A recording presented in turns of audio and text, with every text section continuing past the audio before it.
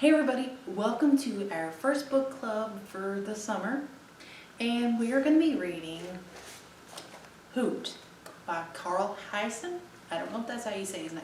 Anyway, I read this book years and years ago, and for some reason, anytime I think of this book, I don't think of the blue of the cover. I don't know why. I think of orange, which is why I'm wearing an orange dress today. And I guess he's got an orange beak. But anyways, this is a really cute book. And as we always do, we have our book discussion questions. Something pretty cute that we get with this one is this little owl.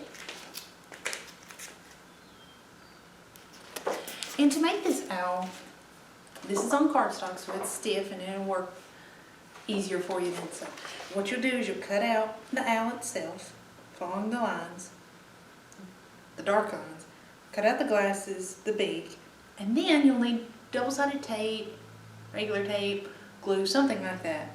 And you'll tape the nose on, and it shows the little fold lines, and shows the little fold lines on the owl. But first, you could probably go ahead and put the, I don't know which would be better, to actually put the owl together first and then do that. But anyways, you've got your own little owl, which is different than this. And this isn't actually using real things, so this is sort of a potential gross out thing. There is an owl pellet cookie recipe. No actual owl pellets, though, I promise. Your dry ingredients are oats, flour, cinnamon, baking soda, cocoa, and some salt. And then your wet ingredients is sugar, oil, and egg. Think of it as kind of like a no-bake chocolate no-bake cookie, only this doesn't have peanut butter in it. I went through recipes to find something that didn't have peanut butter, just for in case people that have peanut allergies. But there is that.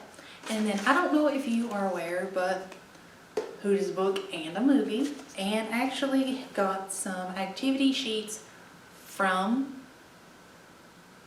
the movie activity book. And you'll have like activity 4, activity 5, activity 1, 4, and 5. I just picked the best ones of the thing.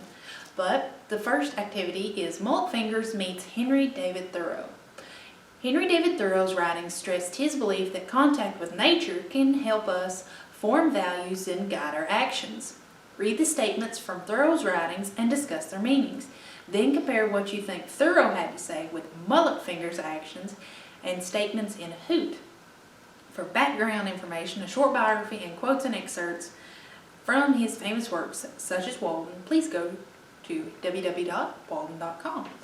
But it's really neat because it gives quotes from him and then quotes from Mullet Fingers in the book, which I thought was really cool. And then you can actually see Mullet Fingers here. But it's activity 1, and then there is activity 4, wildlife where you live.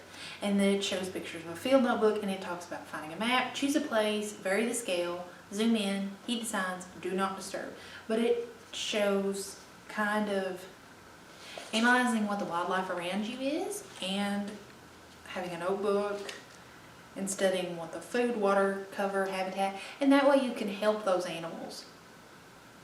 Like the birds that I have outside right now, outside the door. I could have them a bird feeder during the winter months when they need extra food, but I wouldn't necessarily want to have a full bird feeder all the time. That way they grow dependent on the bird feeder and then no longer get their own food.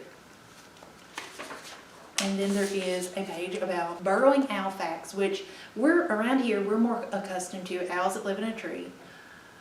But the owls in this book are actually burrowing owls, which kind of live in a hole in the ground, kind of like a prairie dog or something.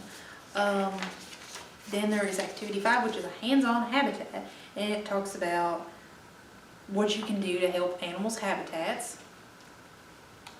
And one big thing, which helps birds and different pollinators, which we'll talk about later on this month, is planting a garden, planting flowers. You can even sometimes go to like Tractor Supply, and they'll have these bags of seed that's got the seed, the fertilizer, and everything in it. And you can put that out. It's very simple. Water it, and then you'll have specifically, sometimes it's hummingbird flowers, but it's just different things that are supposed to help bring in pollinators and help you out. And now I have multiple birds outside on the fence watching me. It's appropriate since it's a bird video.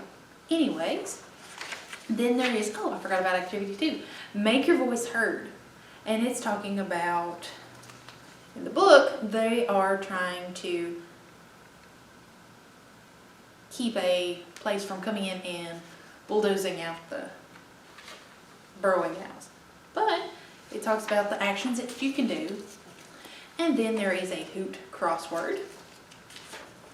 And there is a little mock-up of a newspaper that says, "The Coconut Cove Times, local youth nabbed in break-in attempt." And you can kind of work through that activity. And as we normally do in like our book spotlights, I am going to read the back cover and then about the first 5 paragraphs. Everybody loves Mother Paula's pancake house. Everybody, that is, except the cute but endangered owls that live on the building site of their new restaurant. Can the awkward new kid and his feral friend prank the pancake people out of town? Or is Owl's fate cemented in pancake batter? And Carl Hiaasen has actually also wrote several different other books.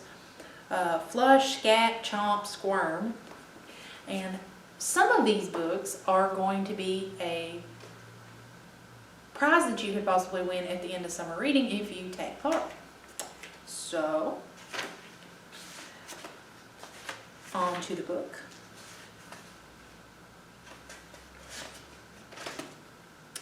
Chapter 1. Roy would not have noticed the strange boy if it were for Dana Matherson, because Roy ordinarily didn't look out the window of the school bus. He preferred to read comics and mystery books on the morning ride to Trace Middle. But on this day, a Monday, one that Roy would never forget, Dana Matherson grabbed Roy's head from behind and pressed his thumbs into Roy's temples as if he were squeezing a soccer ball. The older kids were supposed to stay in the back of the bus, but Dana had snuck up behind Roy's seat and ambushed him. When Roy tried to wiggle free, Dana mushed his face against the window. It was then, squinting through the smudge of glass, that Roy spotted the strange boy running along the sidewalk. It appeared as if he was hurrying to catch a school bus, which had stopped at a corner to pick up more kids. The boy was straw blonde and wiry, and his skin was nut brown from the sun. The expression on his face was intent and serious. He wore a faded Miami Heat basketball jersey and dirty khaki shorts. And here was the odd part. No shoes. The soles of his bare feet looked as black as barbecue coals. Trace Middle School didn't have the world's strictest dress code, but Roy was pretty sure that some sort of footwear was required. The boy might have been carrying sneakers in his backpack, if only he'd been wearing a backpack.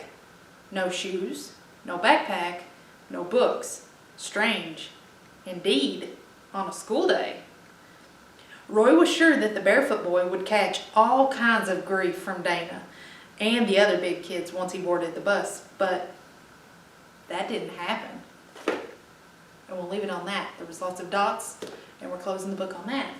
So, if you guys want to find out what happens in Hoot, or if you've already read it before and want to take part in this book club book discussion and get all this stuff, you can come by and pick it up, or you can give us a call and we can get it ready for you at 606-348-8565, and we'll have some fun talking about this one. And if you end up deciding that you want to check out the movie, you can have a parent check out the movie for you, which we do have here.